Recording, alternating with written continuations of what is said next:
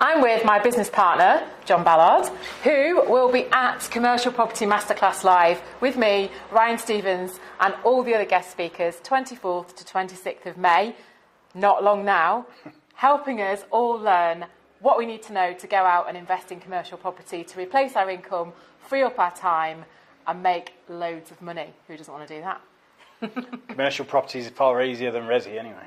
It is, although it's not easy. And if you don't know, you don't know. So we're here to teach you what you do want to know. So what does John know?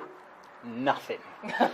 So I'm a project manager, builder. I've been doing it since I was on my dad's building sites when I was 14. I've done construction across the world and done all sorts of interesting stuff as well. So now I've been working doing resi stuff, HMOs, different conversions. Now I'm partnered up with Kirsty. So we are stood in one of our commercial conversions now. Yep. So it's my build team that's doing this.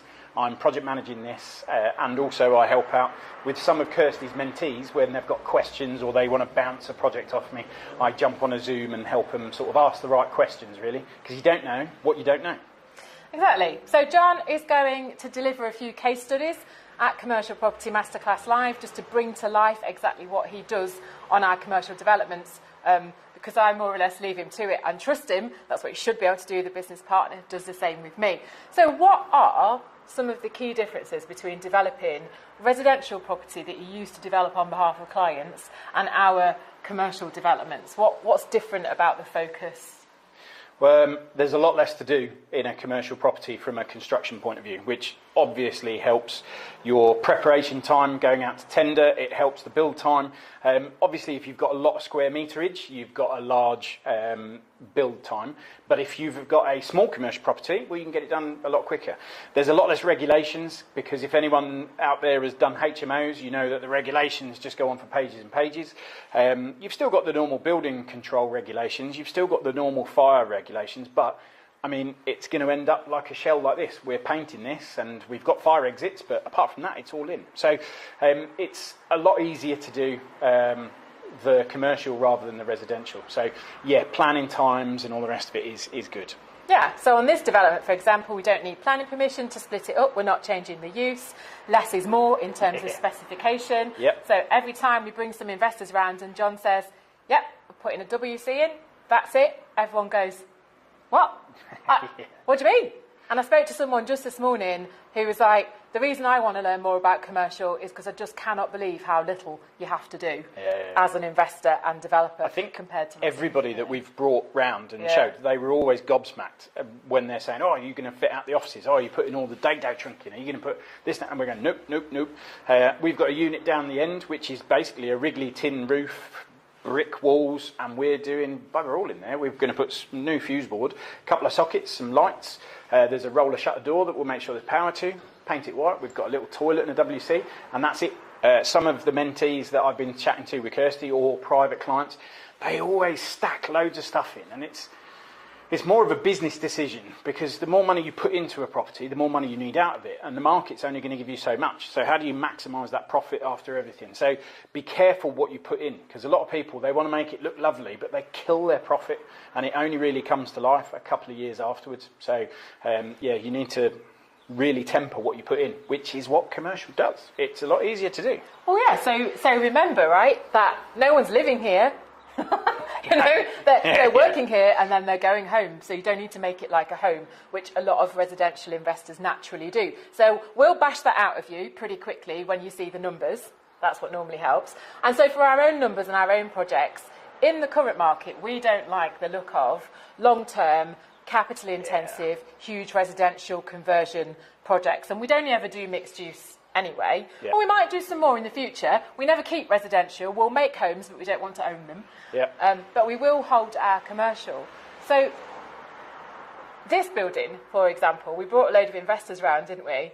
And didn't tell them what we were doing with it, and 9 out of 10 said where it is in the mixed use area, we would convert it to residential. Yeah. Everybody jumped straight for what they'd seen on Facebook or, you know, what somebody taught on a course. They didn't actually sit back and look at the property, then look at the area, do the sort of cost comparisons.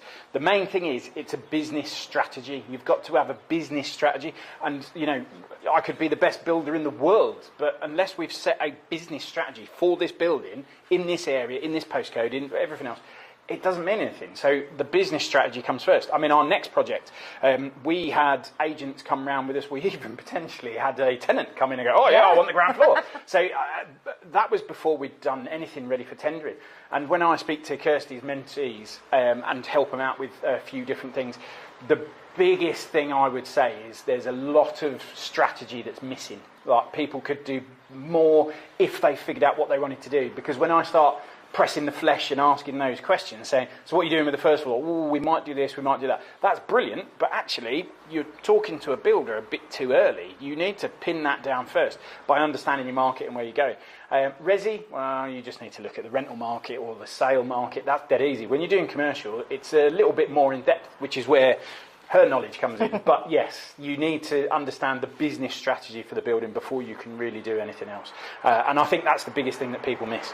Yeah, and you'll be bringing that to life Yeah. at Commercial Property Masterclass Live by going through the case studies in detail. So we've got details of what do we do when we stood in the space, what happened in John's head that wouldn't necessarily happen in your head as an investor on my side of the fence, because we have completely different lenses in our eyes, don't we, when we go around buildings. I'm looking at, what tenants would be located here, what's parking like, what's visibility like, what can we do commercially with this space. John's looking at lots of I'm different interested things, in where the power is, where the water supply is, where the poo's going. The amount of clients I turn up and they go, oh, we want bathrooms everywhere, and I'm like, well, where's the drains? They've completely omitted looking for where the drains are, because getting poo out of a building, that can be costly, or because you've got maybe potentially lots of groundworks, lots of drainage and everything else. So, you know, simple things from a builder's point of view that I will touch on and hopefully, you know, bring to life and give you I'm not designing it to give you a check sheet. You know, you actually do need a bit of experience to do that, but at least you'll understand the sort of questions you need to be asking. Yeah, and then I think finally, in terms of the questions that you do get asked by our clients, people I'm mentoring, Yes. you know, what are the most common issues that come up, or the most common questions that they consult you on as a building project manager, and what do they get wrong? We've already touched on the building strategy. So, for example, I asked them what they want to do at the end. The reason I asked that question is, how many electric supplies do they need? You know, if they're just keeping it as offices and a shop downstairs, the one that's in is probably going to, suffice, unless there's an IT company moving in with all of their computers and IT equipment. If it is literally just an accountant with a couple of computers, then it will be fine. The water coming in, the gas coming in, how's it going to be used? Where is it? Is there an easy run from the road? Because all this stuff comes in off the pavement and off the road. So, how far away is it? What does it go up a driveway that twists and turns? It's going to cost you 20 grand just in trenches and backfilling and all the rest of it. So there's all these questions that you've got to answer before you even get to what colour paint or flooring you're putting down. And what about timing? Because timing's the thing that, as a project manager, you've always really helped me with, in terms of doing things in the right order and not always understanding what the right order to do things in is. Because I know some of my clients have come to you recently with questions, and you've had to answer questions with questions because you don't have all the information, or it's too early, or it's too late. You know? So, as a builder, if you're going to put it out to tender, whatever project you end up doing, if you put it out to tender, I've turned up to plenty of projects where I stand there with my pen and pencil, my notebook out, what do you want me to quote? And the client says, I don't know. I mean, you're just going to annoy the builder because they're either away from their family, they're away from other paying work, and they're stood with you and you don't know what you need. So you have to have a clear idea. The strategy, I can't stress that enough. You must understand what you're going to do with the building. Later comes how, but you need to know what. So that feeds into all your utilities. It feeds into, I want to move a set of stairs. Okay, where do you want to move it to? Why? Can we get an external door? Is there a separate entrance that can be used? All the way through to, I want to put kitchens into these shops. So my immediate question was, why are you putting kitchens in the shops? Do you not need to? The answer is no. Just put a crapper in there. You know, you've got a toilet, you've got a sink, they can wash their hands, they've got drinking water because it's all coming through from the drinking water. That's all you need. Well, look what happened at one of our recent shop developments. We did the development. We said, we'll keep it really simple. We put the cheapest, simplest bathroom suite in the toilet at the back.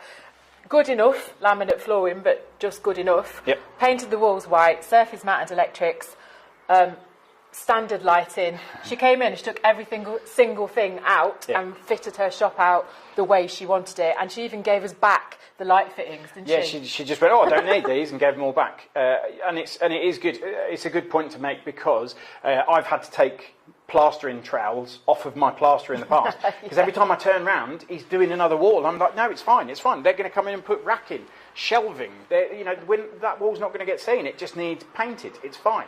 Stop doing stuff. So you do have to rein in your tradesmen occasionally.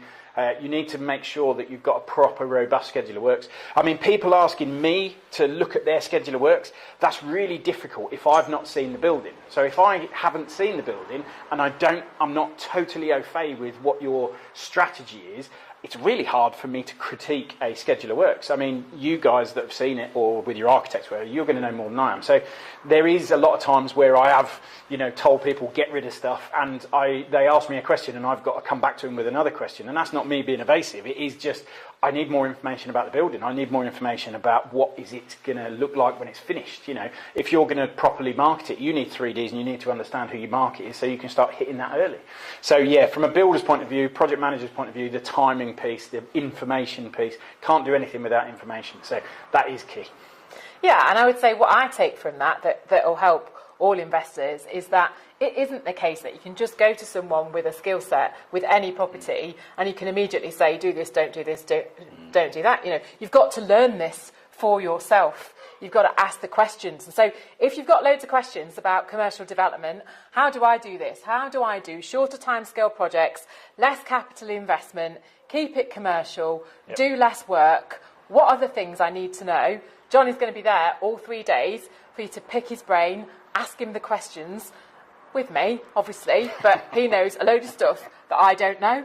So that's the only place you'll find him. He doesn't do much networking. It's not your love, I'm pretty is rubbish it? at networking. I don't really go in for all that. He lives here. That's why he likes to hide away on the site. So, Commercial Property Masterclass Live, 24th to 26th of May. John will be there. Come find him.